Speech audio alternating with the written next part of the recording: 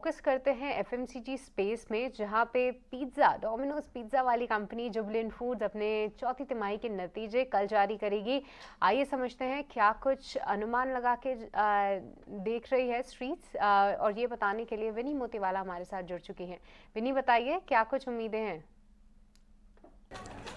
तो जुबिलेंट फूडवर्क के जो Q4 FY23 के नंबर्स है, वहाँ पे हम लोग एक्सपेक्ट कर रहे हैं कि एक्चुअली Q4 में ग्रोथ सिर्फ 9% की आएगी, रेवेन्यू ग्रोथ सिर्फ 9%, और ओवरऑल जो प्रॉफिट्स की बात करें वहाँ पे हम लोग डिक्लाइन एक्सपेक्ट करें अराउंड 45% का, और ऑपरेटिंग परफॉर्मेंस वहाँ पे भी वीकनेस एक्सपेक्टेड है।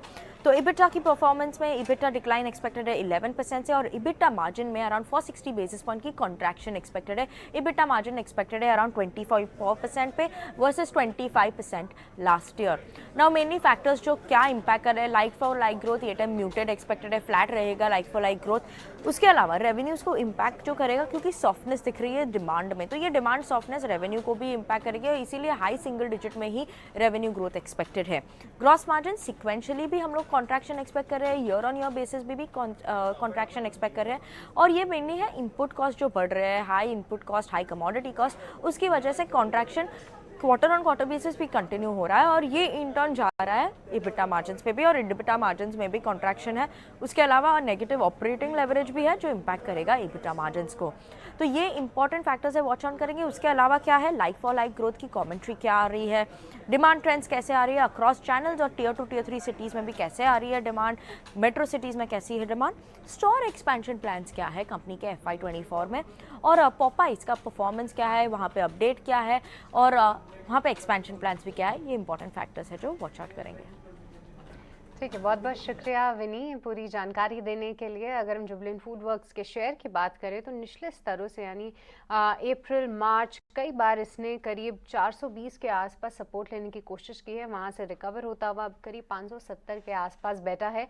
कल आएंगे नतीजे, और सुमित एक बार आपसे समझना चाहेंगे कि क्या चीज़ी रिटर्न्स दे सकता है जुबिलेंट फूडवर्क्स। चीज़ हालांकि महंगा हो गया सृष्टि, पता है आपको?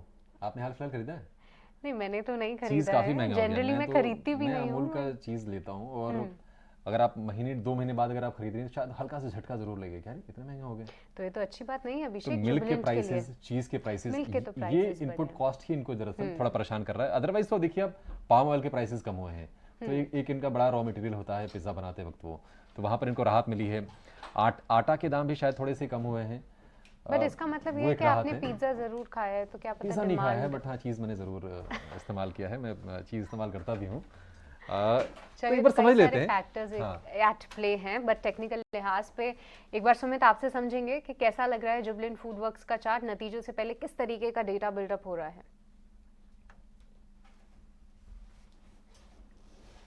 सुमित, आपकी राय सुमित। जुबिलेंट फूडवर्क्स पे। आप सुमित, शायद प्लीज म्यूट। Unmute yourself. जी।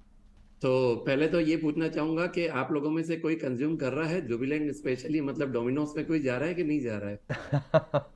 नहीं, हाल फिलहाल सुमित इच्छा भी नहीं हुई और शायद मौका भी नहीं मिला, और थोड़े से ना बाहर जाके अभी वो कंफर्ट शायद लौटा नहीं है अभी। इवन मी। हाँ, तो ये एक है। आप अपना बताइए सर, आप तो अहमदाबाद में बैठते हैं। जी बिल्कुल। तो सर, जहाँ पे चार्ट की बात करें तो देखिए काफी अच्छा एक बेस फॉर्मेशन स्टॉक ने बनाया है, जो लेवल्स है करीबन 415 से 420। यहाँ पे एक मल्टीपल बॉटम भी बना है, और last first week of May में काफी अच्छा एक फॉर्मेशन बना था, ब्रेकआउट आया था, लेकिन ब्रेकआउट के बाद जो फॉलोअप मिलना चाहिए वो अभी तक स्टॉक को नहीं मिला है। तो 470 के ऊपर एक अच्छा सस्टेनेबल क्लोज आएगा तो बिल्कुल यहाँ पे आपको बढ़त दिखेगी, और स्टॉक अपने 200 मूविंग एवरेज तक यहाँ पे जा सकता है। 200 मूविंग एवरेज आज की डेट में आपको 525 के करीबन है, तो बिल्कुल यहाँ पे एक सस्टेनेबल क्लोज का वेट कीजिए 570, और सॉरी 470 के ऊपर, और 470 के ऊपर जैसे 475 के जैसे ही ये लेवल्स क्रॉस होगी 525 के लिए आप यहाँ पे बाय कर सकते हैं। इनिशियल लेवल पे एक छोटा सा आप स्टॉप लॉस मेंटेन कीजिए 456 का। ओके, तो 470 के आसपास ब्रेकआउट ज़रूर आया था, पर फॉलो अप फिलहाल नहीं हुआ है। और हमने स्टूडियो में तो खैर कई सारी बातें कर ही ली कि कौन से फैक्टर्स एट प्ले है, और साथ ही डिमांड किस तरीके से पैन आउट हो रही है, नज़र रहेगी जुबिलेंट फूडवर्क्स के नतीजों पे।